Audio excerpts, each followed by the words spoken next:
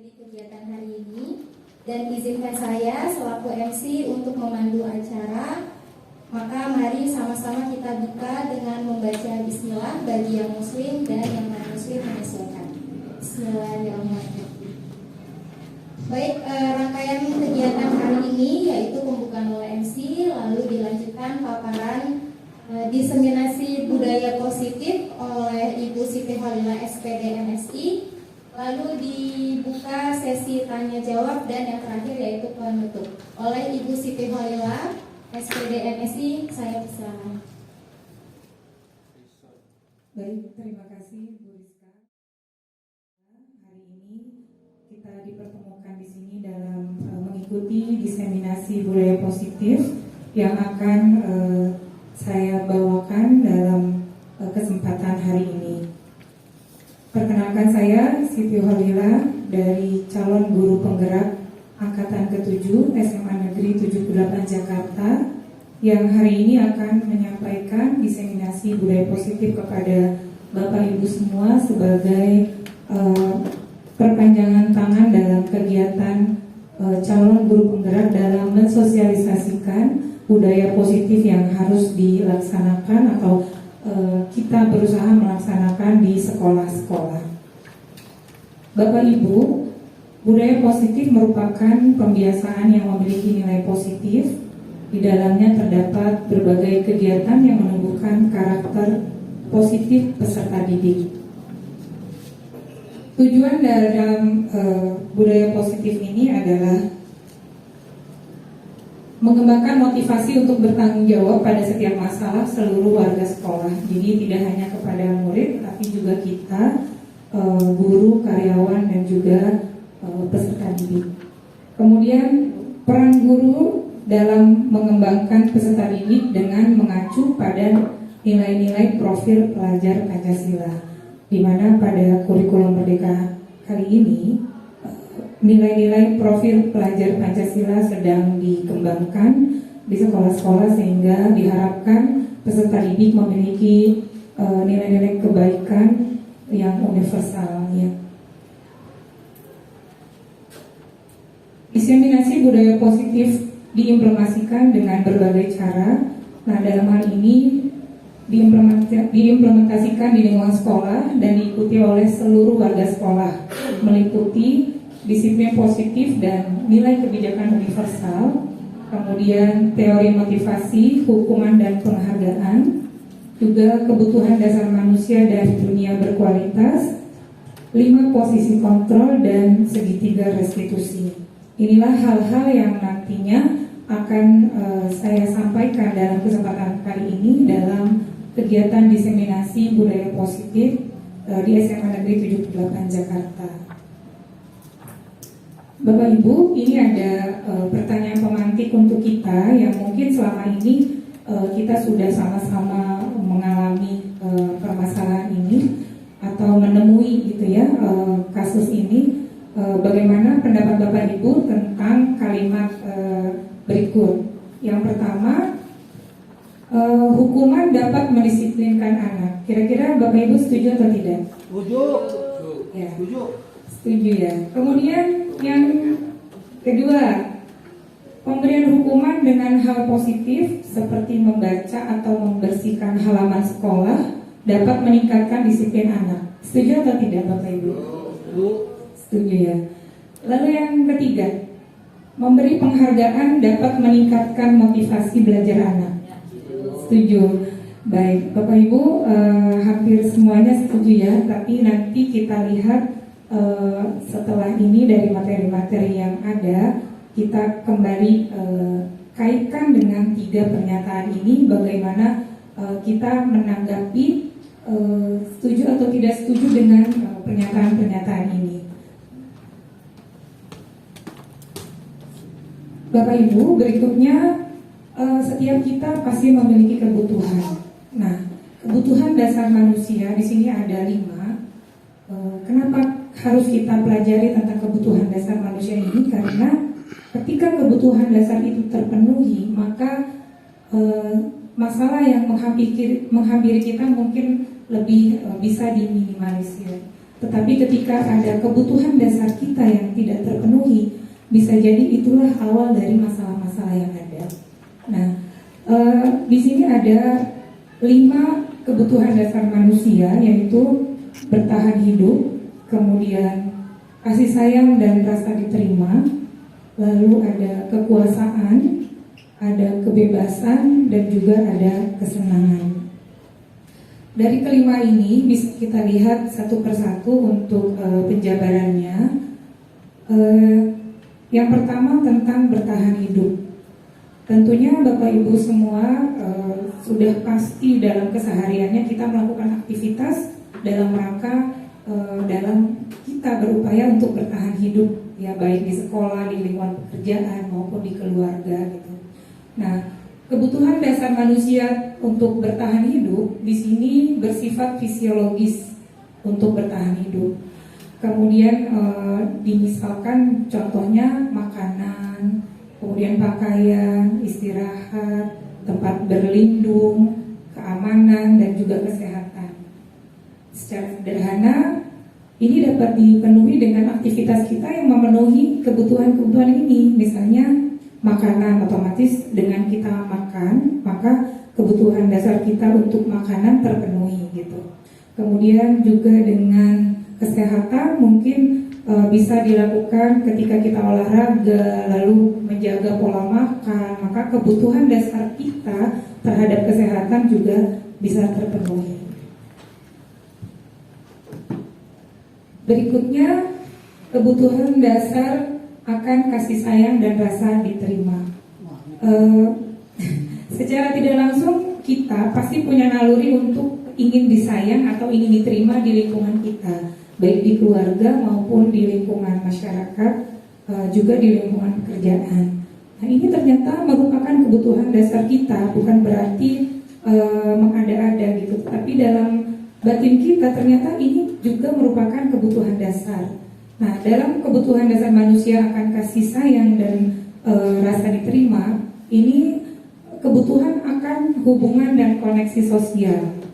Jadi misalnya di sekolah kita, baik peserta didik maupun guru, pastinya ingin antara satu sama lain ada komunikasi yang baik dan ada hubungan yang baik gitu. Kemudian memberi dan menerima kasih sayang.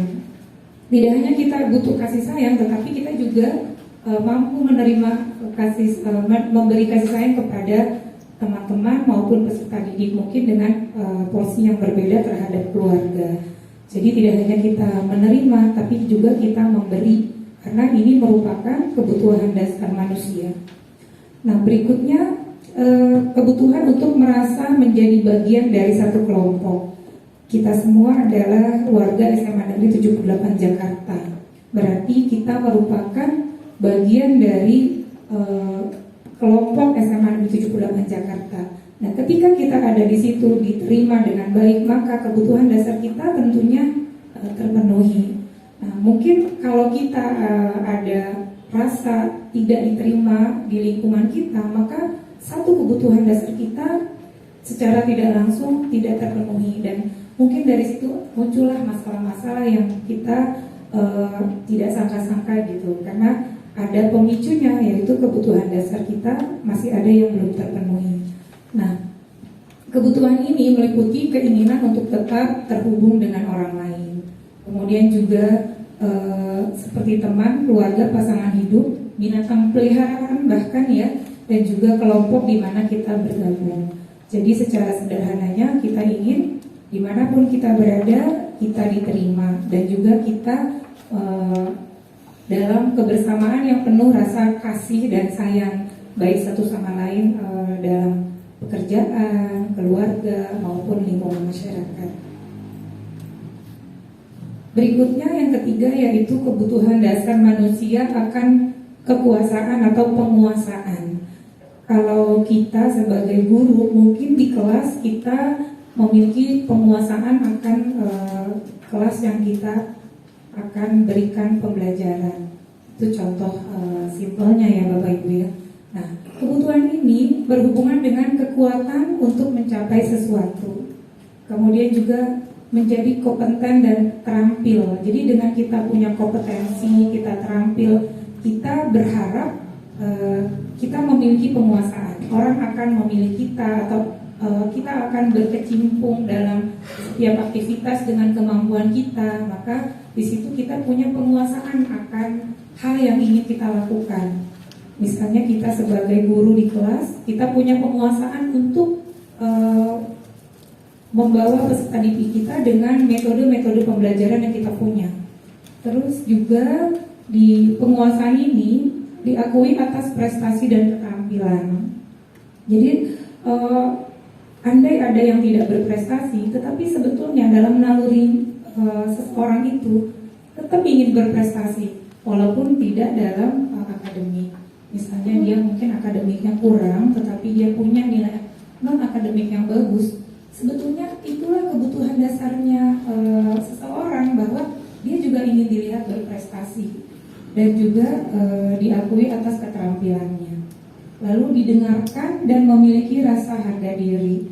Jadi di sini penguasaan itu tidak hanya berkaitan dengan orang yang berkuasa gitu, tetapi dalam setiap aktivitas kita punya penguasaan terhadap diri kita sendiri, maka kebutuhan dasar manusia yang ada dalam diri kita secara otomatis sudah terpenuhi. Mungkin tidak bermaksud untuk sombong, punya kompetensi, punya keterampilan, lalu bebas melakukan apapun karena merasa sudah punya kelebihan, tidak. Tetapi dalam hati nurani ingin dengan keterampilan yang dipunya, dengan kompetensi yang dipunya, dia bisa memiliki atau memenuhi kebutuhan dasar, yaitu penguasaan. Nah, kebutuhan ini meliputi keinginan untuk dianggap berharga, bisa membuat perbedaan, kemudian bisa membuat pencapaian, juga kompetensi, memiliki kompeten, ya, kemampuan, diakui dan dihormati. Ini tidak bisa kita pungkiri bahwa semua orang pasti memiliki rasa penguasaan, ingin memiliki rasa penguasaan, memiliki penguasaan dalam diri masing-masing gitu.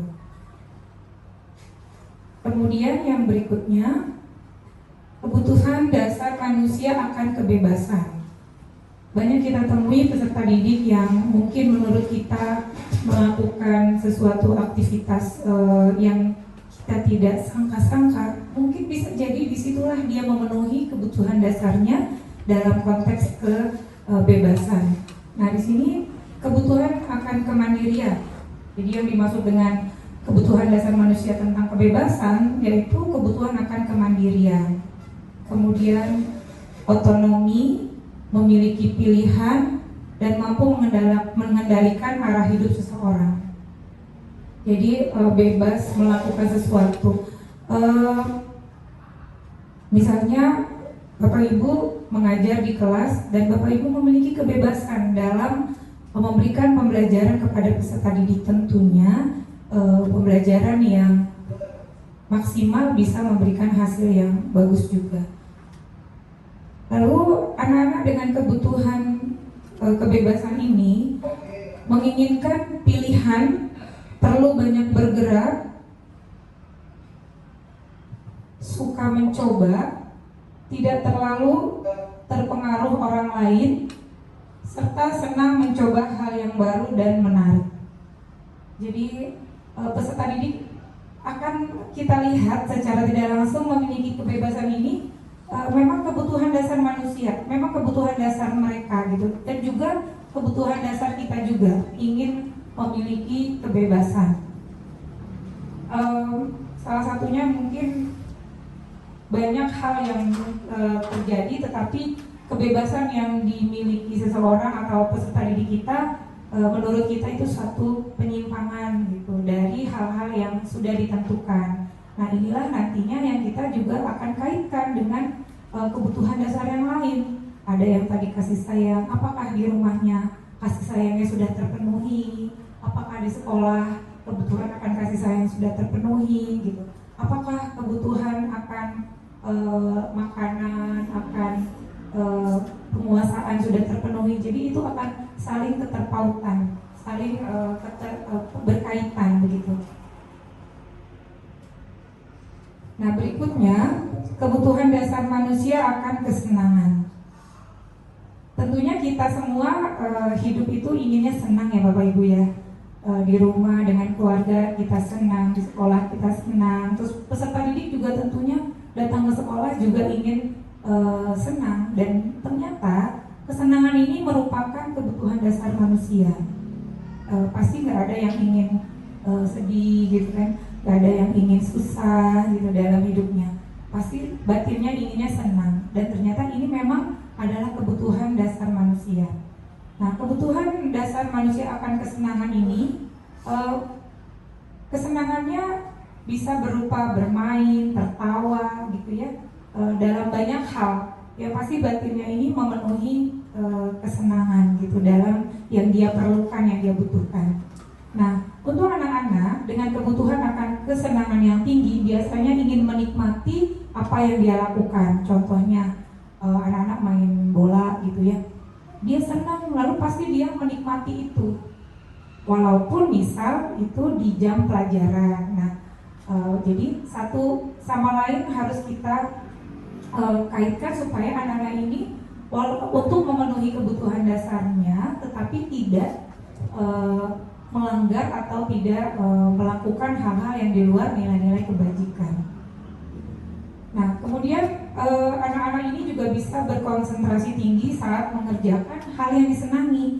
Bapak Ibu, kita dalam mengajar, saya tentunya sering menemukan anak-anak yang bete dalam mengikuti pembelajaran, kemudian nggak memperhatikan, kemudian juga maunya mereka gitu dalam mengikuti pembelajaran. Ternyata saat itu dia dalam keadaan tidak senang. Bisa jadi karena dia mungkin terpaksa ke sekolah padahal masih ngantuk, bisa juga ada masalah di rumah, bisa juga ada masalah dengan teman. Intinya dalam keadaan tidak senang. Maka anak-anak ini juga konsentrasinya akan terganggu. Tapi ketika dia memiliki tingkat kesenangan yang tinggi, maka saat itu dia mampu berkonsentrasi tinggi. Makanya seringkali kita diminta untuk meningkatkan dinamika kita dalam memberikan pembelajaran kepada peserta didik supaya kita memberikan kesenangan kepada peserta didik untuk meningkatkan konsentrasi mereka dalam mengikuti pembelajaran. Saya yakin Bapak Ibu semua juga sudah melakukan itu dan tentunya pasti banyak ditemui dalam keseharian Bapak Ibu. Mungkin belum tercetus dalam satu teori, tapi saya yakin sekali teori-teori ini kita semua sebagai guru pasti sudah melakukan. Dan ini adalah usaha kita dalam memberikan yang terbaik kepada peserta didik kita.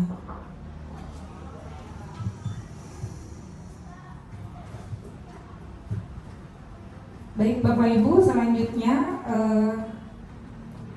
teori motivasi perilaku manusia. Nah, ini ada 3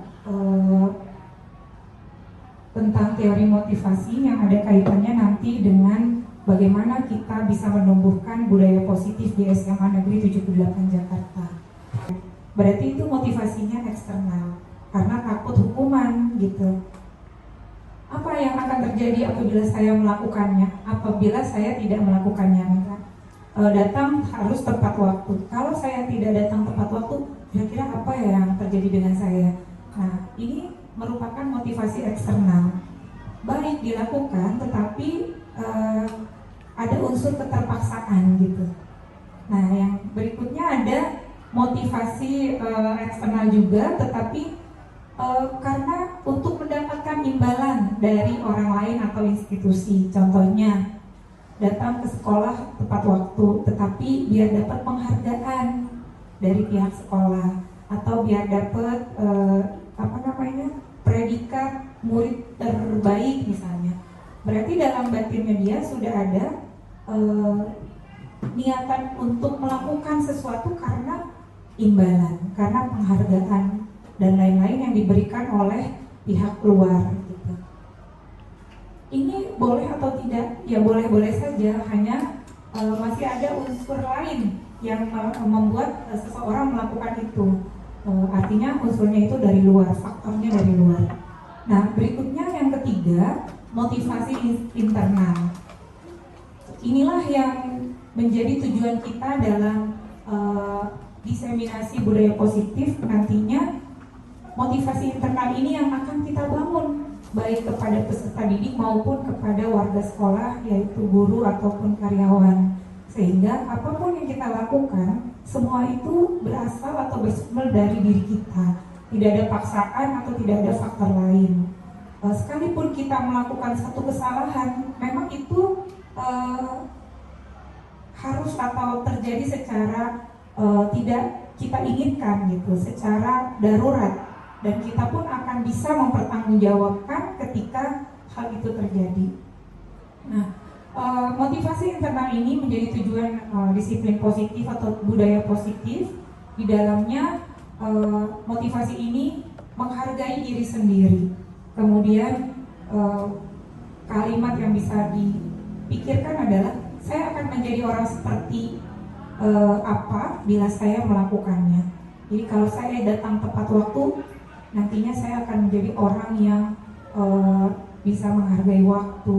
Kemudian saya menjadi orang yang menerima pembelajaran secara utuh. Saya akan menjadi orang, nah itu akan terpikirkan oleh kita. Maka inilah yang diharapkan, motivasi ini yang diharapkan oleh seluruh warga sekolah atau di dunia pendidikan. Semua motivasi lahir dari dalam diri masing-masing, bukan karena faktor dari luar. Kita mungkin akan senang ketika tidak ada yang telat, tapi kita nggak tahu motivasinya mereka apa gitu. Saya datang buru-buru, malas nanti ketemu guru piket disuruh ini itu gitu. Berarti kan motivasinya eksternal. Oh ya, saya datang tepat waktu karena memang saya ingin membiasakan disiplin. Itu berarti motivasinya adalah internal. Tidak hanya peserta didik, tapi ini juga ke kita juga Bapak Ibu, tentunya ke saya juga dalam mempelajari menerima informasi ini, kembali merefleksikan ke kita supaya apa yang kita lakukan juga terimbas ke peserta didik kita. Baik Bapak Ibu, berikutnya sebelum kita menentukan ini hukuman atau konsekuensi, saya ada gambaran cerita ketika kita punya sesuatu di genggaman, ya, di tangan kita. Kemudian Bu Rizka juga punya sesuatu di tangannya Bu Rizka. Andai Pak Made mau ngambil sesuatu di tangan saya, kira-kira Bapak Ibu membayangkan nggak apa yang saya lakukan? Yang saya pegang ini sangat berharga sama saya misalnya, tapi Pak Made mau ambil, kira-kira yang saya lakukan apa? Saya berikan kah? Lari atau dipertahankan? Begitu pula misalnya Bu Rizka, saya punya satu di tangan, tapi saya pengen dua, saya mau ambil dari Bu Rizka. Saya ke Bu Rizka, kira-kira apa yang dilakukan Bu Rizka? Mungkin ada unsur paksaan sampai Bu Rizka kasih, atau bisa juga Bu Rizka pasti mempertahankan juga kan Bapak Ibu. Nah, kenapa mempertahankan? Karena ini sangat berharga dalam diri kita. Nah, itulah motivasi yang ada dalam diri. Jadi kita menggenggam yang kita punya untuk tidak orang lain ambil, dari diri kita sendiri. Nggak ada orang lain. Udah pegang gitu. Tapi pasti memang kitanya sendiri yang, karena ini kita yang merasa yang kita genggam ini berharga buat kita. Tapi kalau yang kita genggam hanya sebatas cuma misalnya titipan, kita dititipkan orang, lalu ada yang mau ambil titipannya, masa kita tahan? Pasti kita kasih, karena itu memang bukan yang berharga buat kita, karena itu hanya titipan orang lain dan yang mengambilnya akan datang, misalnya seperti itu. Nah, ini sekelumit cerita bahwa motivasi intrinsik ini yang dari dalam diri kita itu akan tumbuh ketika kita memang menyadari kita butuh itu gitu. Ketika kita nggak butuh, ketika kita mungkin tidak memikirkan, pasti kita akan lepas begitu saja apa yang berharga dalam diri kita atau dalam yang kita punya, gitu ya Bapak Ibu. Nah, ini ada pernyataan beberapa ya. Kira-kira hukuman atau konsekuensi menurut Bapak Ibu? Ada contohnya mencatat 100 kali di dalam buku kalimat saya tidak akan terlambat lagi. Hukuman atau konsekuensi? Hukuman, baik. Bu Rizka dicatat ya, Bu Rizka. Kemudian lari mengelilingi lapangan basket 2 kali karena terlambat hadir di sekolah. Nggak ada pilihan Nadia. Hukuman atau konsekuensi? Hukuman. Iya, hukuman. Iya. Terus murid diminta untuk push up 15 kali karena tidak menggunakan masker di sekolah. Hukuman. Kemudian silakan Ibu. Ada orang tua lari. Iya. Panggil orang tua Larasati. Baik, ya silakan Ibu. Berikutnya menggantikan kertas tugas teman yang telah dicoret-coret. Konsekuensi. Hukuman atau konsekuensi? Konsekuensi. Bu Esther, konsekuensi. Bu Esther masih mikir dulu, jadi kita ditungguin ya. Kemudian membersihkan tumpahan air di meja tulis karena tersenggol pada saat belajar. Konsekuensi. Lalu murid disuruh untuk mengenakan sepatu seharian di sekolah karena tidak melepas ya, untuk tidak mengenakan sepatu maksudnya ya. Murid disuruh untuk tidak mengenakan sepatu seharian di sekolah karena tidak mengenakan sepatu hitam. Jadi sepatunya dilepas. Jadi dia nggak pakai sepatu karena sepatunya tidak berwarna hitam. Konsekuensi atau hukuman? Dia nggak pakai sepatu warna hitam. Jadi sepatunya harus lepas sepanjang hari. Hukuman? Iya. Kalau hukuman dibuang itu sepatunya. Berikutnya, lari mengelilingi lapangan basket 2 kali karena terlambat 10 menit untuk pelajaran PJOK. Konsekuensi. Kenapa bisa konsekuensi Pak Fahmi? Karena ada pelajaran PJOK.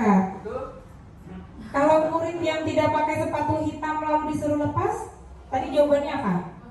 Konsekuensi. Kenapa konsekuensi? Karena ada peraturan pakai sepatu hitam.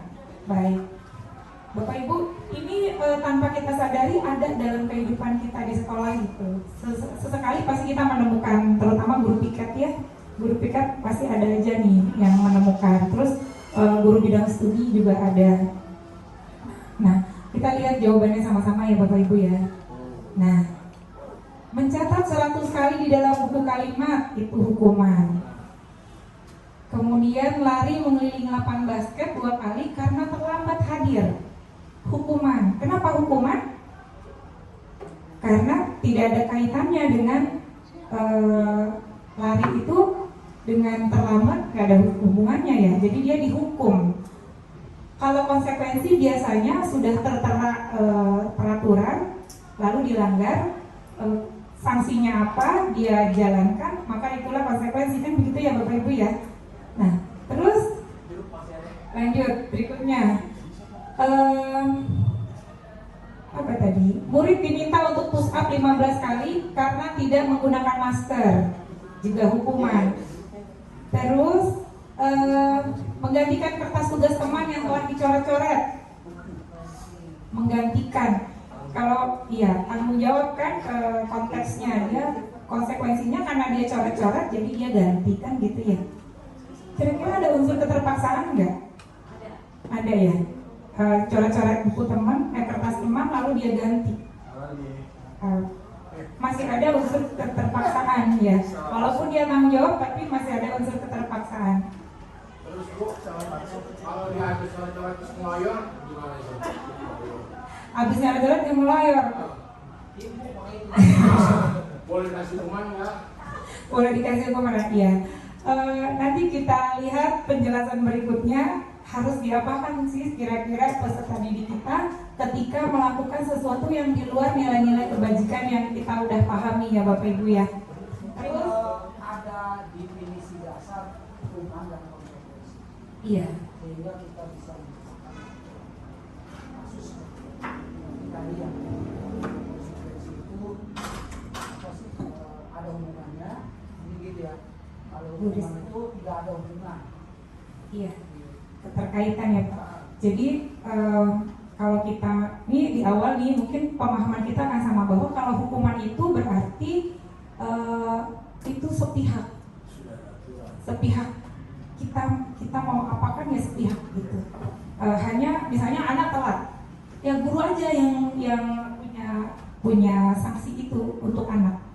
Anak telat kita hukum membaca surat-surat pendek, itu kan hukuman kan? Apa kalau memang udah ada di peraturan berarti dia konsekuensi. Tetapi juga konsekuensi ini tidak melibatkan anak-anak, tidak melibatkan peserta didik. Kita udah buat peraturan, mungkin ada nih Pak Trihono buat peraturan SOP terlambat, tapi tidak melibatkan peserta didik kita. Maka itu adalah konsekuensi ketika dia lakukan, anak ini lakukan, kita berikan sesuai dengan SOP itu. Maka itu konsekuensi. Kalau hukuman langsung aja dari misalnya Kak Fahmi tadi kan piket terus telat, udah kamu lari keliling lapangan karena Pak Fahmi guru olahraga gitu. Itu spontanitas Pak Fahmi jadi satu arah gitu. Jadi nggak ada kaitannya dengan yang dia lakukan. Misalnya kayak tadi pelajaran PJOK terlambat, lalu disuruh lari, kan masih ada kaitannya kan? Dia konsekuensi karena masih ada keterkaitan antara pelajaran olahraga dengan lari yang diminta oleh guru olahraga tadi gitu. Jadi kalau nggak ada Kalau telat suruh nyanyi baru nyanyi yang itu bagian.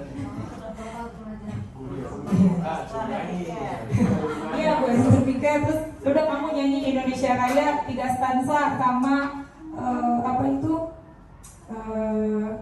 Mars 78 misalnya, itu berarti hukuman karena memang nggak ada di SOP-nya disuruh apa gitu ya. Dan kita itu disuruhnya sepihak, maksudnya hanya kita yang menginginkan. Siswanya sebenarnya belum tentu menginginkan itu kan. Bisa jadi siswanya telat pinginnya ya udahlah yang gampang-gampang aja gitu. Semua juga pasti ilmunya itu. Iya. Gitu ya Bapak Ibu. Oke. Nah, ini penjelasannya. Kalau hukuman itu yang Pak Iding tadi tanyakan juga ya, sampaikan ya, mungkin ada pernyataan dari hukuman dengan konsekuensi. Jadi kalau hukuman sesuatu yang menyakitkan harus terjadi sama seseorang yang melanggar. Ya, entah itu dia lari, entah itu dia panas-panaskan hormat bendera gitu kan. Itu sesuatu yang menyakitkan menurut dia gitu. Tapi kalau konsekuensi harus terjadi karena sudah ada SOP-nya. Itu jadi konsekuensi. Kemudian kalau hukuman membuat anak sakit, baik fisik maupun hati, dan ini dalam jangka waktu lama. Tapi kalau untuk konsekuensi, anak hanya merasa tidak nyaman, dia terlambat. Konsekuensinya adalah tadarus pagi di lapangan. Dia kerjakan, tapi pasti batinnya dia nggak nyaman gitu. Dikerjakan, tapi ada rasa, telat gitu kan, tadarus. Padahal memang sama di kelas tadarus, di sana juga tadarus. Nah kemudian untuk hukuman, anak akan membenci kedisiplinan. Jadi ini sebenarnya kalau kita memberi hukuman, kita membangun kebencian anak akan disiplin gitu. Karena hukumannya kan setiap diberi hukuman dia merasa tersakiti dan terus gitu. Akhirnya dia benci dengan kedisiplinan. Tetapi kalau untuk konsekuensi, anak menghargai disiplin karena dia udah tahu, oh iya, kalau saya telat, maka saya harus menerima resiko ini. Ya dia lakukan, walaupun dia gak nyaman dia lakukan dan dia menghargai itu gitu, bukan tidak menghargai. Kecuali ada anak yang memang ingin nggak ketahuan, supaya nyeleneh gitu ya, itu kembali ke kebutuhan dasar tadi, pasti ada kebutuhan dasar dia yang belum terpenuhi. Jadi kita dibawa untuk terus menganalisa peserta didik kita, Bapak Ibu, kalau saya perhatikan dengan semua yang disampaikan ini gitu. Kemudian kalau hukuman itu bentuknya jadi paksaan ya, anak harus melakukan. Tapi kalau konsekuensi ini karena stimulus atau tanggapan, karena memang dia melanggar ya dia lakukan sesuai aturan yang ada. Lalu kalau hukuman ini mendorong anak menyakiti diri sendiri. ya, karena kita kasih dia hukuman, kita berikan hukuman secara tidak langsung mendorong anak menyakiti diri sendiri. Sementara kalau konsekuensi, kita mendorong anak agar mudah menyesuaikan diri. Jadi ini ada konsekuensinya seperti ini. Besok lagi kalau bisa kamu jangan terlambat, karena supaya tidak mengikuti konsekuensi yang ada gitu, atau SOP yang ada. Jadi mereka akan lebih terdorong agar menyesuaikan diri dengan peraturan. Nah, kalau hukuman ini memberikan konsep diri yang buruk kepada peserta didik kita. Sementara kalau konsekuensi memberikan konsep diri yang baik. Ini memang nggak tercetus, tapi Bapak Ibu secara tidak langsung ternyata ini loh nanti kejadiannya gitu. Kita mungkin nggak akan kepikir ke sana gitu ya. Yang pasti kamu salah, kamu dihukum gitu misalkan. Buat pembelajaran. Nah, tinggal bagaimana kita nih pembelajarannya seperti apa yang membuat mereka tetap nyaman gitu. Kemudian anak belajar untuk menyembunyikan kesalahan. Kalau hukuman kan sering ya kita lihat anak telat melipir ke belakang masjid, bilangnya pura-pura sudah datang dari pagi, atau nggak bawa dasi pramuka, bilangnya di kelas gitu. Jadi mereka lebih ingin menyembunyikan kesalahan. Tetapi kalau konsekuensi, anak belajar untuk mematuhi peraturan. Kalau ada konsekuensi, anak dibangun supaya bisa mematuhi peraturan. Lalu berikutnya, anak ketika dihukum itu akan timbul rasa marah, rasa bersalah, dipermalukan, kemudian tidak dihargai gitu. Belum lagi misalnya kita membentak-bentak anak yang telat, kamu ini gini-gini gitu kan, kita tanpa sadar ya Bapak Ibu ya, apalagi tuh anak yang udah berkali-kali gitu, kayaknya mancing emosi kita gitu kan ya.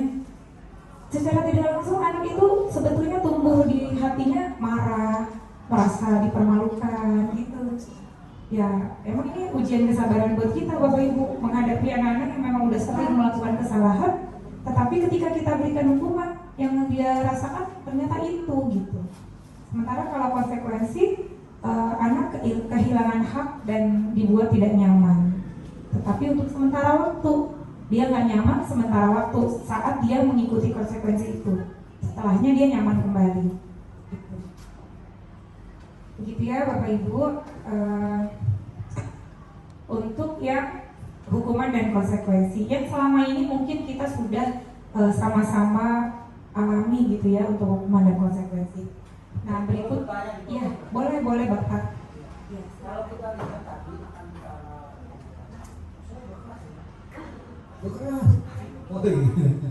baik, kalau kita lihat tadi antara hukuman dan konsekuensi dari definisinya, kita bisa melihat di hukuman itu kayaknya hampir negatif semuanya, ya kan, dibandingkan dengan konsekuensi. Bagi kita seorang guru di lapangan kan sering memberikan hukuman, ya kan, dari konsekuensi itu kan kesadaran. Kalau kita lihat kesadaran anak itu, dia menerima apa adanya karena memang itu dilakukan. Tapi di hukuman ini kalau kita lihat satu persatu, ya kan, itu seperti menderita lah anak itu, dihukum seperti itu ya. Nah sekarang bagaimana langkah kita sebagai pengajar, sebagai pendidik, supaya jangan sampai ada hukuman terhadap anak kalau melihat dari definisi hukuman seperti ini. Karena agak sulit juga kita kalau tidak menerapkan hukuman, ya kan. Masalahnya ya anak pasti ya akan melanggar lah, seperti itu ya. Di sekolah mah nggak ini. Dulu saya waktu pesantren kalau nggak hafal nadoman tuh, waduh, itu masukin karet 2 tarik prek sama gurunya kiainya. Tapi kita bahagia juga jadi hafal jadinya. Kalau nggak begitu mungkin ya kan seperti itu. Jadi ada nggak sholat tapi enggak. Awas kalau bohong nanti dosanya 2. Dosa bohong kedua nggak sholat ya. Nah, subuh berparakat 2, masukin karet 2, tarik 2 kali prek.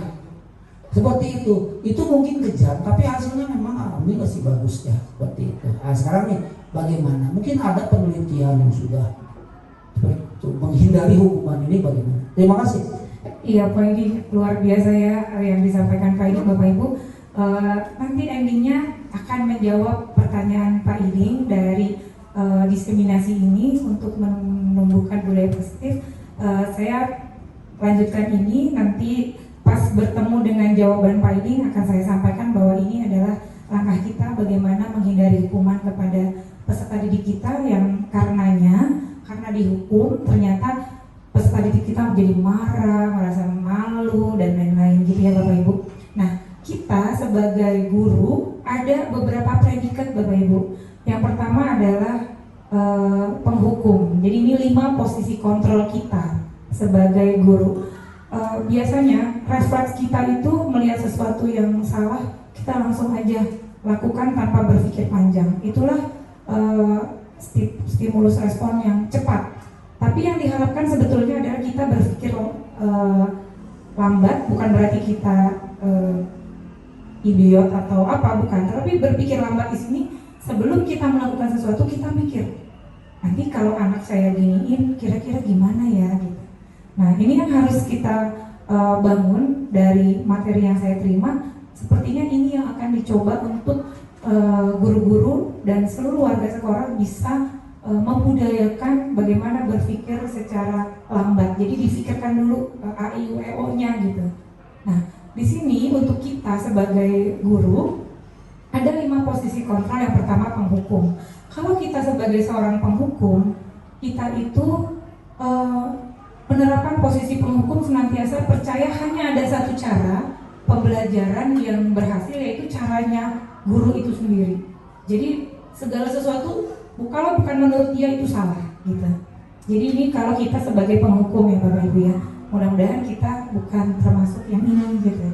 Nah, yang kedua adalah pembuat rasa bersalah. Nah, ketika ada anak salah, kita suka gini nih, kamu gimana sih, kan ibu udah bela-belain kamu, kok kamu masih nggak baik juga gitu. Gimana nanti ibu mau bantu kamu? Itu kita ngebangun anak jadi kayak, oh iya saya jadi salah nih gitu. Itu kita sudah menjadi posisi pembuat rasa bersalah peserta didik kita. Jadi dengan suara lembut, padahal sih maksud kita baik ya Bapak Ibu ya, tetapi ada hal yang itu di sini murid akan memiliki penilaian buruk tentang diri mereka sendiri. Jadi kayak ngerasa salah, terus kayak ngerasa nggak berguna, kayak merasa dia tuh nggak berarti apa-apa gitu. Karena kita sudah menyampaikan sesuatu yang memancing dia menjadi seorang yang bersalah, dan peserta didik kita akan merasa tidak berharga dan mengecewakan orang yang disayang. Kan kita suka bilang, ibu kan udah baik sama kamu, kenapa kamu seperti ini? Jadi dia terbangun tuh, oh saya sudah melukai hati orang yang saya sayang, misalnya seperti itu. Jadi ini kita seandainya menjadi pembuat rasa bersalah, yang terjadi dengan peserta didik kita seperti itu. Nah, kemudian yang ketiga, posisi kita bisa menjadi teman. Nah, pada posisi ini guru tidak menyakiti murid. Pak Yaya nih dapat predikat guru apa? Pak Yaya paling karena anak-anak nyaman dengan Pak Yaya, dengan canda-canda, dengan itu Pak Yaya memposisikan sebagai teman gitu. Jadi di sini tidak menyakiti murid. Saya yakin juga Pak Yaya nggak menyakiti murid saat canda-canda. Pasti kan bawaannya ingin senang, dan itu kesenangan kita ingat lagi itu kebutuhan dasar manusia gitu ya Bapak Ibu. Nah, guru tidak menyakiti murid, namun tetap berupaya mengontrol dengan persuasi gitu ya. Nah, di sini posisi teman pada guru dapat menjadi positif jika guru menggunakan hubungan baik dan humor untuk mempengaruhi murid gitu. Juga akan menjadi negatif jika suatu saat murid merasa kecewa dan tidak mau lagi berusaha. Jadi kita kan misalnya udah canda-canda sama murid gitu-gitu, tapi suatu hari kita melakukan atau anak merasa terjadi sesuatu, dia akan kecewa gitu. Itu karena pertemanan ya, jadi nggak ada rasa sungkan gitu. Tetap menghargai seorang guru, tetapi dalam diri anak ketika kita melakukan satu kesalahan, dia udah kecewa sama kita walaupun nggak diungkapkan gitu.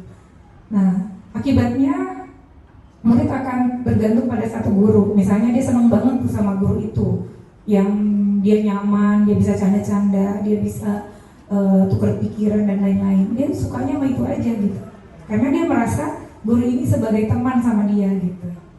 Ya, nah itu katanya bisa jadi penunjang. Oke, berikutnya adalah pemantau. Nah, sebagai pemantau, kita mengawasi dan bertanggung jawab atas perilaku orang-orang yang kita awasi. Terutama di sini adalah peserta didik kita. Jadi kita mengawasi dan bertanggung jawab akan apa yang terjadi di lingkungan sekolah kita. Nah, pemantau ini berdasarkan peraturan-peraturan yang ada di sekolah. Kemudian berdasarkan konsekuensi untuk dapat memisahkan hubungan pribadi dengan murid sedekat apapun, tapi ketika itu adalah aturan sekolah, ya dilakukan karena kita posisinya adalah sebagai pemantau.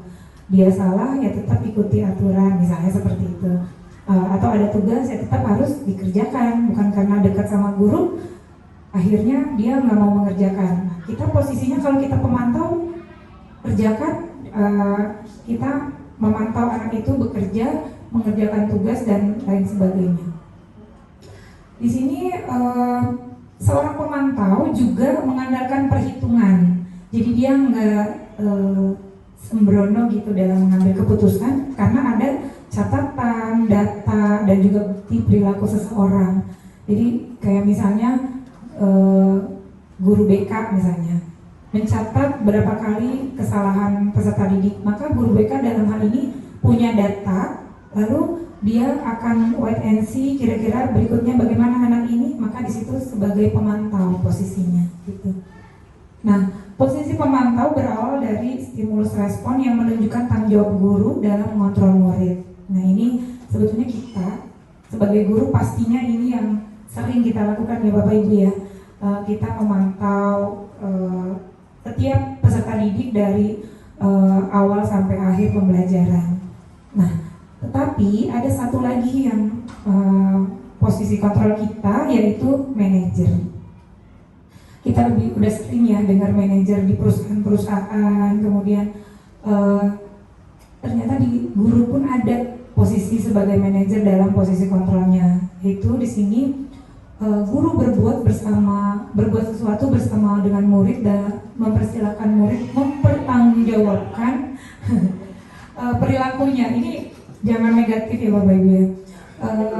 Mendukung murid agar dapat menemukan solusi atas permasalahannya. Jadi bersama-sama murid gitu. Jadi kalau posisi kita manajer, kita akan mengajak murid untuk bersama-sama mencari solusi dari masalah yang kita temukan gitu. Kemudian seorang manajer telah memiliki keterampilan di posisi teman dan juga posisi pemantau. Jadi kalau kita di posisi manajer, sudah pasti sebagai posisi teman dan sebagai posisi pemantau kita miliki gitu. Berikutnya, untuk seorang manajer mengacu kepada restitusi yang dapat menjadikan murid sebagai manajer bagi dirinya sendiri, di mana murid diajak untuk menganalisis kebutuhan dirinya, lalu bisa juga menganalisis kebutuhan orang lain. Nanti kita akan singgung lebih dalam apa itu restitusi. Di sini disinggung bahwa restitusi dapat menjadikan murid sebagai manajer untuk dirinya sendiri, berarti bisa mengelola dirinya sendiri gitu. Nah, kemudian pada posisi manajer, penekanannya bukan pada kemampuan membuat konsekuensi, tetapi dapat berkolaborasi dengan murid bagaimana memperbaiki kesalahan yang ada. Dalam diri kita, ketika sudah ada di posisi sebagai manajer, kita akan terbiasa mengajak anak untuk bagaimana mencari solusi terbaik dari kesalahan yang dia lakukan, tetapi bisa menumbuhkan motivasi intrinsik peserta didik sehingga yang dilakukan solusinya adalah solusi dari dirinya sendiri, bukan dari paksaan orang lain. Nah,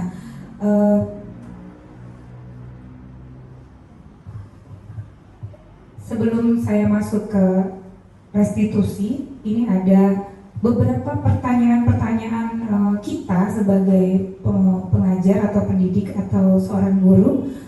Ketika kita ada di posisi manajer, pertanyaan diajukan biasanya apakah kamu ingin berbuat lebih baik? Gitu. Jadi kita biarkan mereka yang menjawab. Oh iya Bu, saya ingin jadi lebih baik. Nah, berarti dari dalam diri anak itu gitu. Ini pemantau dan manajer biasanya melakukan pertanyaan-pertanyaan ini, mengucapkan pertanyaan-pertanyaan ini dalam bersama-sama siswa mencari solusi dari masalah yang ditemui. Contoh lagi, apakah saat ini kamu sedang menjadi orang yang sedang kamu inginkan? Pasti anak akan berusaha. Belum sih Bu, saya sebenarnya pinginnya nilai saya bagus, tapi kayaknya saya masih belum maksimal belajarnya. Lalu kita bisa lanjutkan pertanyaan berikutnya. Kalau seperti itu, kamu harus bagaimana?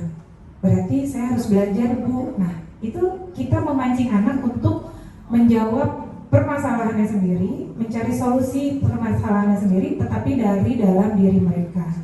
Dan motivasi ini akan lebih lama, lebih kuat terpatri dalam diri mereka ketimbang kita paksa.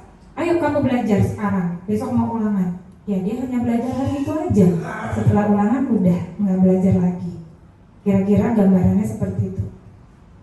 Atau bisa juga di situ, apakah wajar membuat kesalahan? Bisakah kamu memperbaikinya? Gitu. Jadi ya emang ini gak semua guru sih, Bapak Ibu. Saya juga walaupun memberikan slide ini ke Bapak Ibu, belum tentu saya sudah melakukan semuanya. Tetapi ini penyampaian yang saya dapat di dalam program guru penggerak, dan kiranya ini bagus kita laksanakan bersama gitu di SMA Negeri 78 Jakarta. Ketika anak ada masalah, kita bisa tanyakan peraturannya apa gitu.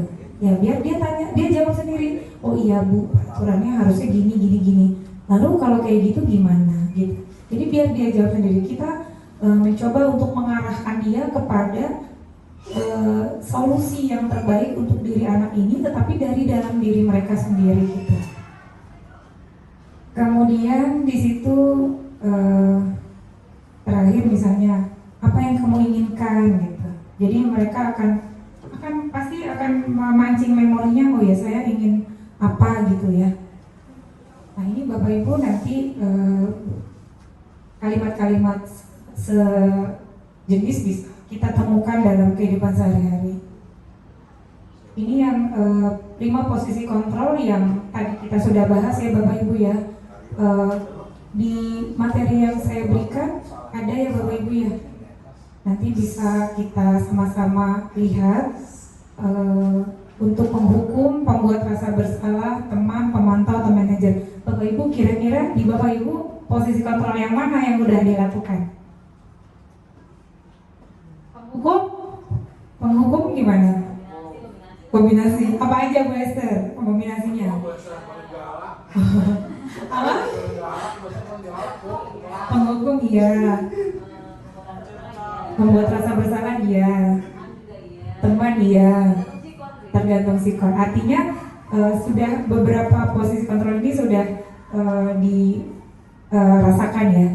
Kira-kira Bapak Ibu keinginan nggak untuk jadi penghukum kalau setelah tahu informasi ini? Iya Pak ya. Gini Bu Lila, boleh kan saya nanya ya boleh?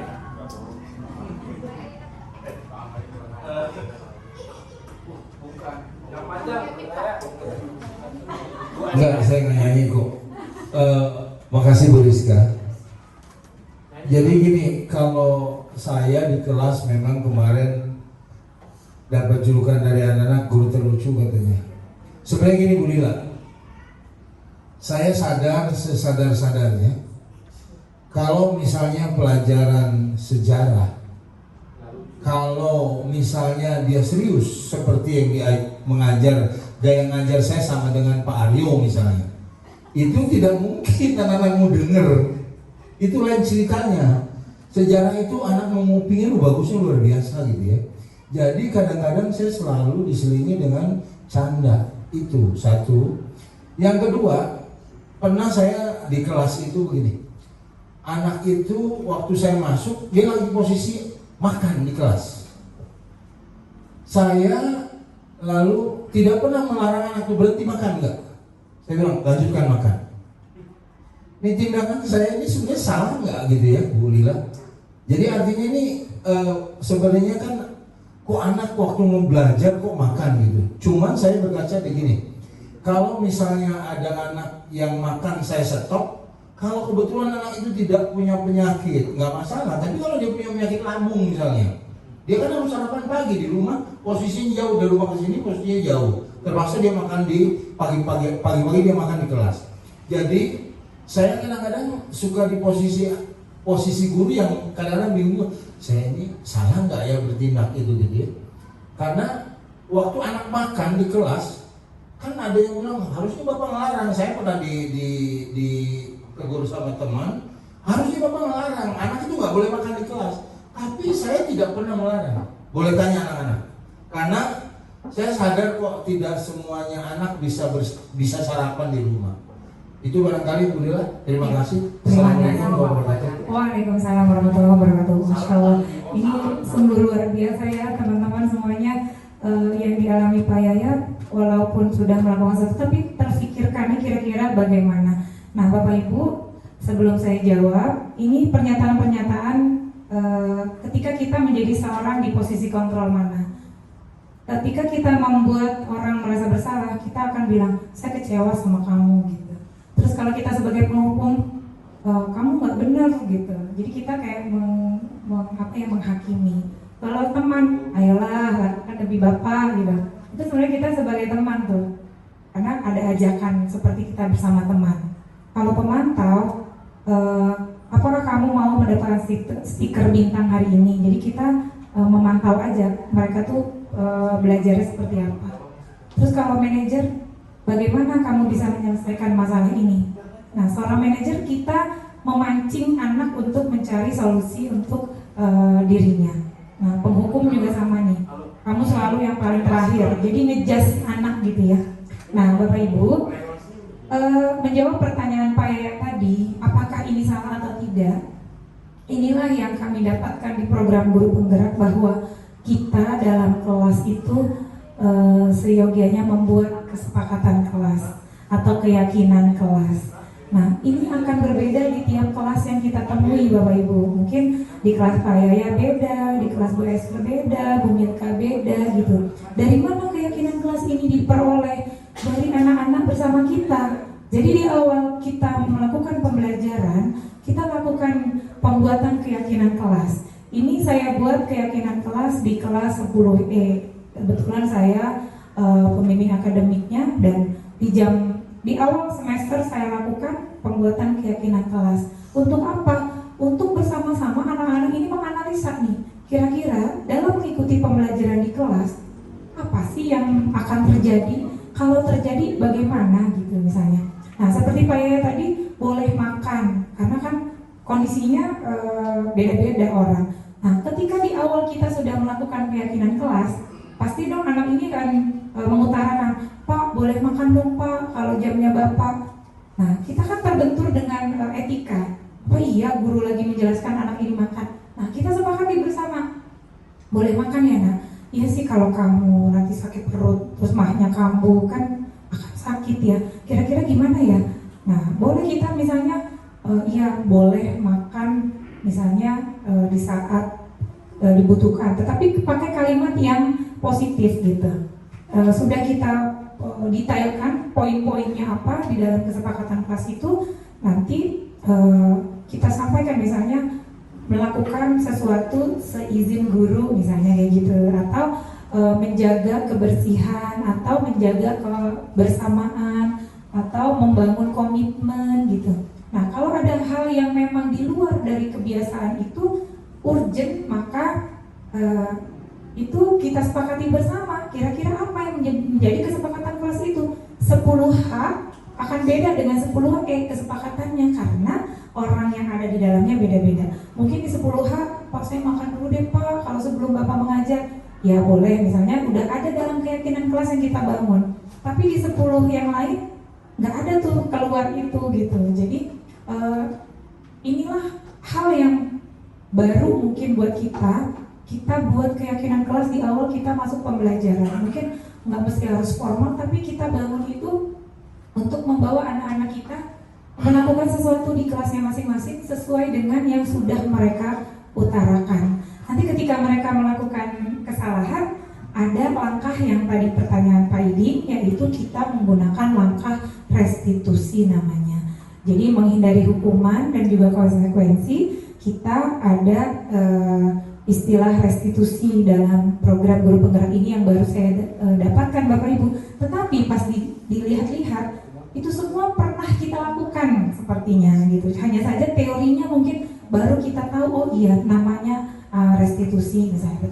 Nah, ini link videonya dan keyakinan kelas apa yang ada di kelas 10E diperoleh saat kita sama-sama. Ya Pak Iding, silakan.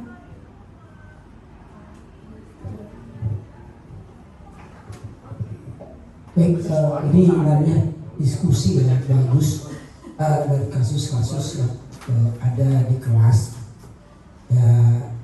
Kalau saya mendengar tadi argumentasi Ibu Lila, jadi saya ambil kesimpulan intinya segala sesuatu itu memang harus ada argumentasinya ya. Jangan kita dilepas sama sekali anak itu. Tadi Pak Yaya bilang makan ya makan aja saya ya ini ya kan, tapi tanpa arti. Tapi kalau misalkan mungkin ditanya dulu, emang kenapa? Bapak juga, saya selalu, Bapak juga sama kok lapar ya Pak, saya punya penyakit mah. Terus kalau enggak ini belum makan obat, nah itu kan kita ada nilai-nilai kemanusiaan, ada dasarnya sehingga kita ya mengizinkan satu anak itu untuk melakukannya, daripada dia pingsan nanti ya, kita juga yang repot ya kan. Tapi kalau misalkan tidak sama sekali membiarkan, kan kita punya istilah kultur ketimuran, di mana itu tetap harus dipakai, dijunjung oleh kita sebagai guru lah. Hormat anak itu, jangan seperti ke teman-teman langsung seperti itu. Saya melihat tadi penjelasan Bu Lila, ada argumentasi tadi seperti itu. Jadi terus terang saya itu gunakan, ya kan. Kalau saya makanya jarang disusul sama anak. Nah kalau Bapak belum masuk, Bapak mohon maaf, karena Bapak ngajarnya 40 jam, alasan aja kayak capek Bapak ini istirahat. Jadi Bapak terlambat ya, tapi kan masuk nanti ya walaupun tinggal 1 jam. Oh beres Pak, Bapak sehat selalu gitu. Jadi kalau terlambat ya saya nggak aja, nggak disusul mana, karena udah bilang duluan di setiap kelas seperti itu. Alasannya Bapak ngajar 40 jam. Makasih tipsnya Pak. Jadi gitu. Jadi akhirnya anak juga nggak nyari-nyari gitu, nggak nyari-nyari seperti. Jadi ada argumentasi lah untuk kesana sehingga nggak ini seperti itu. Mungkin kalau saya dulu nggak pernah bilang begitu, apa-apa langsung WA, Pak ada jam di sini, itu cukup datang 2 orang 1 orang gitu. Sekarang alhamdulillah selamat gitu. Seperti itu, iya. Karena saya udah bilang dulu sama anak, mohon maaf Bapak, ya kita mohon maaf juga, Iya. bahwa nggak bisa ya, karena Bapak ngajar banyak, 40 jam, capek, pengen istirahat. Apalagi udah tuir gitu. Oke, itu aja mungkin ya. Iya, argumen di sini yang itu tadi kita kan membangun kesepakatan juga, kita minta argumen anak-anak juga dan kita juga punya argumen kita sampaikan. Nah Pak ini udah menyampaikan ke anak-anak sehingga anak-anak memahami itu. Mungkin ketika makan Pak ya bisa sampaikan, oke, nanti kan di awal nih kita bangun di awal, Pak kami boleh makan nggak Pak? Soalnya saya ada sakit misalnya. Ya udah nanti kalau kamu mau makan setelah Bapak menjelaskan ya, kamu boleh makan, tapi berizin dulu misalnya. Itu di awal sudah disepakati, itu nggak masalah. Jadi kalau misalnya pun ada guru lain melihat, kok Pak Yaya duduk di sana anaknya makan nggak apa-apa, karena sudah menjadi keyakinan kelasnya dan tidak mengganggu untuk hal-hal yang memang urgent di dalam pembelajaran gitu. Jadi semuanya diyakini bersama, tetapi tetap dalam rangka meningkatkan kualitas belajar peserta didik kita. Gitu ya Bapak Ibu. Ini kita lanjut saja untuk kenapa sih harus bukan peraturan aja, kenapa harus keyakinan kelas gitu. Kalau peraturan itu ditentukan Bapak Ibu, tapi kalau keyakinan kan bersama-sama kita bangun, kita ciptakan. Kalau kalau peraturan memang sudah ada dari sananya di sekolah ini misalnya, anak-anak harus ikuti, tapi belum tentu dari hatinya mereka ngikuti gitu ya. Nah Bapak Ibu, budaya positif yang diharapkan diawali dari kelas kita. Ketika kelas kita sudah ada keyakinan kelas, lalu keyakinan kelas ini sudah berjalan dengan baik, maka lingkungan kelas kita akan menjadi positif dan secara tidak langsung anak ini berada di lingkungan sekolah juga memberikan lingkungan yang positif. Otomatis sekolah kita juga menjadi memiliki lingkungan yang positif. Nah, ketika sudah memiliki lingkungan positif, maka disitulah budaya positif sudah terbangun gitu ya. Jadi awalnya dari kelas kita. Nah, semuanya ada di tangan kita Bapak Ibu, di guru-guru dalam memberikan yang terbaik kepada peserta didik kita. Jadi kita mulai dengan keyakinan kelas, kita buat hal-hal yang baik-baik, baru nanti setelah itu ketika sudah berjalan dengan baik, maka secara tidak langsung budaya positif akan tercipta. Ini sudah tadi ya. Oh, ini selalu kembalikan buku ke tempatnya. Ini kan kita cari nih anak-anak apa nih kira-kira keyakinan kelas kita. Ya Bu, selalu kembalikan buku ke tempatnya. Nah, keyakinan kelasnya berarti kita, kalian misalnya tanggung jawab. Berarti apapun itu yang ada di ruangan kelas mereka harus bertanggung jawab. Ini nggak hanya mengembalikan buku ke tempatnya, jadi dalam segala hal ini terbangun sama dari masing-masing anak gitu, berbeda-beda di kelasnya. Kemudian dilarang melakukan kekerasan Bu, misalnya anak-anak ngomong kayak gitu. Nanti keyakinan kelasnya kita buat menghormati orang lain gitu. Jadi ini hasil resume keyakinan kelasnya nanti di print dan ditempel di kelas itu supaya anak-anak ingat terus bahwa keyakinan kelasnya seperti itu. Bapak Ibu, ini yang solusi dari menghindari hukuman dan konsekuensi adalah restitusi ya. Restitusi merupakan proses menciptakan kondisi bagi murid untuk memperbaiki kesalahan mereka sehingga mereka bisa kembali pada kelompok mereka dengan karakter yang lebih kuat. Misalnya anak terlambat, kan kita tahan ya Bapak Ibu ya, otomatis itu dia pisah tuh dari kelompoknya di kelas, dia kita tahan dulu sampai jam kedua. Nah, proses di situ saat kita tahan, kita lakukan restitusi itu. Nah, nanti di restitusi itu ada 3 tahapan restitusi.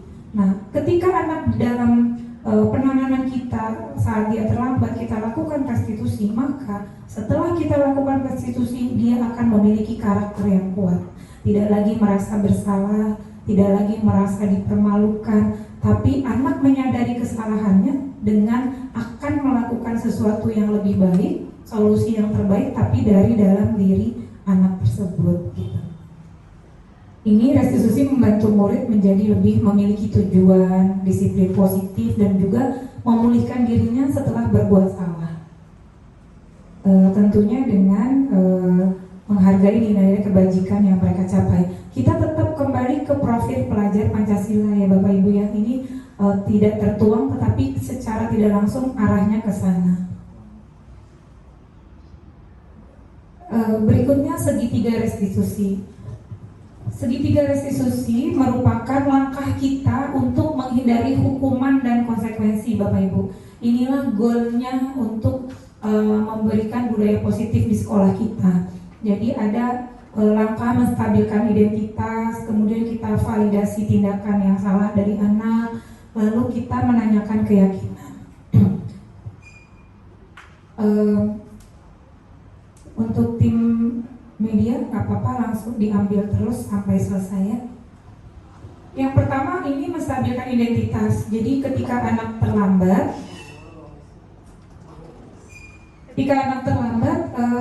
kita tidak langsung menghukum anak-anak itu Bapak Ibu. Misalkan telat di sana, kita sebagai guru piket kita tanya kenapa kamu terlambat. Misalnya anaknya nggak mau jawab atau apa kok salah udah biasa. Setiap orang juga punya kesalahan gitu. Kenapa kamu terlambat? Jadi dia nggak takut untuk cerita, walaupun yang diceritakan itu sesuatu yang tidak masuk akal, tetapi dia mau untuk menceritakan. Lalu nanti setelah kita stabilkan identitasnya, kita stabilkan tuh artinya kita menstabilkan dirinya bahwa ya salah memang nggak apa-apa gitu sebagai manusia, tetapi kita kita mencari solusi dari kesalahan yang kita lakukan. Nah, di menstabilkan identitas ini tujuannya mengubah identitas dari anak yang gagal menjadi orang yang sukses. Jadi dia tidak merasa terpuruk terus, oh tadi terlambat dimarahin piket, terus dia gak senang hati, masuk ke kelas udah bete, gak ngikutin pelajaran dengan baik, pulang juga udah gak karu-karuan pikirannya, kayak gitu ya Bapak Ibu ekstrimnya. Nah, yang berikutnya validasi tindakan yang salah. Mohon maaf ini tidak terlihat ya. Validasi tindakan yang salah, jadi kita berikan statement Bapak Ibu ke peserta didik kita, misalnya kamu pasti punya alasan mengapa melakukan ini gitu. Misalnya ada kasus kemarin tuh ngebobol locker. Nah kita tanya, kenapa kamu melakukan ini? Misalnya dia, ya udah kamu cerita aja, nggak apa-apa kok. Semua orang kan pasti melakukan kesalahan gitu. Jadi dia merasa, oh iya ya walaupun saya salah saya tetap diterima gitu. Lalu baru kita lanjut ke tahapan kedua, kita validasi tindakannya yang salah. Kenapa? Kamu pasti punya alasan mengapa melakukan itu. Nah, jadi kita pancing dia mengutarakan alasannya apa. Jangan udah ketangkap nih yang udah pembobolnya. Kamu ini gini. Nah, akhirnya nggak kebangun tuh informasi yang kita dapatkan, dan juga nggak kebangun langkah apa berikutnya yang mereka harus lakukan supaya tidak mengulangi gitu. Karena juga kalau saat kita marah-marah itu dia udah di hatinya udah marah, udah merasa salah, udah kecewa dan udah malu dan lain-lain gitu Bapak Ibu kira-kira. Nah, kita juga bisa kasih statement, kamu patut bangga pada dirimu sendiri karena kamu telah melindungi sesuatu yang penting buatmu. Ketika dia misalkan melakukan sesuatu kesalahan, tapi karena ada alasan yang lain, kita perkuat itu supaya kita memvalidasi kesalahan mereka. Yang terakhir, kita menanyakan keyakinan. Nah, inilah solusi terbaik dari diri peserta didik kita. Jadi kita bangun motivasinya adalah motivasi intrinsik, motivasi dari dalam diri mereka. Ketika identitas sukses telah tercapai dan tingkah laku yang telah divalidasi, maka anak akan siap dihubungkan dengan nilai-nilai yang dia percaya dan berpindah menjadi orang yang dia inginkan. Jadi keinginannya dari dalam dirinya sendiri. Misal contoh kalimatnya, apa yang kita percaya sebagai keluarga? Dia akan jawab, ya Bu, keluarga itu harus saling sayang, keluarga itu harus saling percaya gitu. Bagaimana supaya kamu bisa melakukan itu? Berarti saya harus begini gitu. Jadi itu kita bangun dari diri peserta didik. Atau misalnya, apa bayangan kita tentang kelas yang ideal? Atau bayangan kamu apa sih tentang kelas yang ideal? Misalnya anak bersih gitu, nggak mau memperhatikan. Kita di akhir menanyakan kayak gini, kita bisa tanyakan ini, kira-kira kelas ideal seperti apa sih yang kalian inginkan? Nah nanti dia akan jawab tuh. Nah itulah saran ke kita juga. Bisa jadi mungkin pembelajaran kita ada yang kurang. Nah dengan keyakinan kelas yang anak usulkan, kita bisa ciptakan dan satu sama lain bisa saling memenuhi kebutuhan dasar kita, yaitu kesenangan dan juga merasa diberi kasih sayang dan lain-lain. Begitu Bapak Ibu. Nah, terakhir ini hanya untuk refleksi kita ya. Kira-kira dari yang tadi sudah saya berikan paparan diseminasi, apa paradigma yang ada dalam hati Bapak Ibu, hal baru apa yang ada, kita bisa sama-sama refleksikan. Dan tentunya saya yakin Bapak Ibu pasti memiliki refleksi dari masing-masing Bapak Ibu, nggak perlu diutarakan seperti kita di kelas menanyakan ke anak-anak ya. Tadi Pak Idi, Pak Yaya, dan itu sudah satu refleksi dari kita saat melakukan pembelajaran, dan itu tentunya berdampak baik juga ke peserta didik kita. Nah mungkin PR buat kita bersama, bagaimana kita melakukan restitusi untuk menghindari hukuman dan konsekuensi sehingga siswa terpenuhi kebutuhan dasarnya. Kita bisa menjadi posisi kontrol seorang manajer dan juga penyelesaian masalah dengan restitusi, menguatkan peserta didik untuk tetap pada zona nyamannya mereka gitu. Nah, perasaan apa yang muncul selama mengikuti sesi ini, khususnya mengenai makna disiplin dan motivasi intrinsik? Nanti Bapak Ibu bisa memikirkan itu dan menjawabnya dalam hati aja, nggak apa-apa ya Bapak Ibu, karena ini bukan ujian. Kalau saya mungkin saya ditanyakan langsung harus menjawab saat itu. Baik Bapak Ibu, tentunya segala hal yang saya sampaikan berharap kita semua memperoleh kebaikan dalam memberikan yang terbaik dalam pembelajaran kepada peserta didik kita. Nah, yang sedikit ini mudah-mudahan bisa sama-sama kita jalankan di SMA Negeri 78 Jakarta sehingga mampu memberikan yang terbaik juga dalam penanganan setiap masalah yang ada di SMA Negeri 78 Jakarta. Bapak Ibu, demikian diseminasi dari saya terkait budaya positif yang harapannya ada di sekolah kita. Mudah-mudahan apa yang saya sampaikan bermanfaat. Jika ada kekurangan, ada kesalahan, saya mohon dibukakan pintu maaf. Dan jika ada yang sesuatu yang baik, kita sama-sama aplikasikan dalam kehidupan kita di sekolah ini. Semoga SMA 78 menjadi yang lebih baik lagi dari yang sudah ada. Mudah-mudahan tetap menjadi yang terbaik dengan pembelajaran yang ada dari guru pemberat, bisa memberikan SMA Negeri 78 Jakarta berwarna baru gitu ya. Jadi guru-gurunya memiliki paradigma baru, peserta didiknya juga demikian.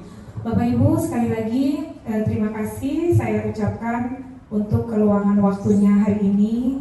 Saya pribadi mohon maaf sekali lagi dan mohon maaf jika hidangannya ala kadarnya. Mudah-mudahan tidak mengurangi rasa hormat saya kepada Bapak Ibu semuanya. Dan saya akan kembalikan kepada MC. Terima kasih sekali lagi Bapak Ibu. Assalamualaikum warahmatullahi wabarakatuh.